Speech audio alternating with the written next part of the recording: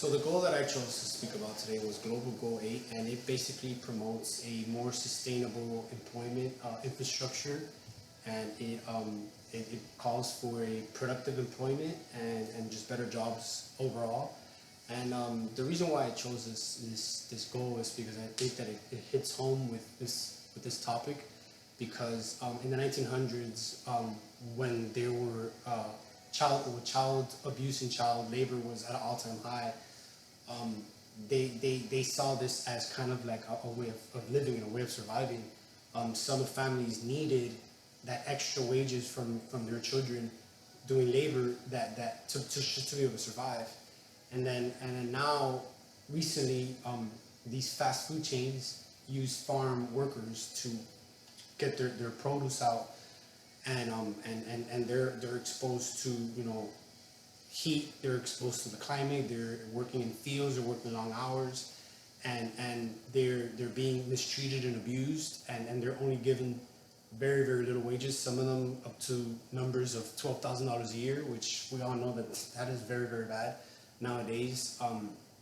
And I think that this goal, it stems back to that era when Lewis Hines was taking all those photographies for about 2 or 3 decades of all these children being forced to work and being exposed. And the main one that kind of brought the attention to the government was the Cotton Girl.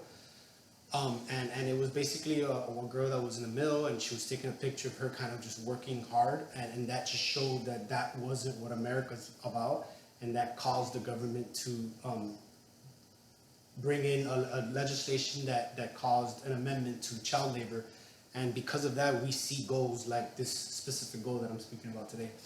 And you could see there how important those pictures that he took back then were.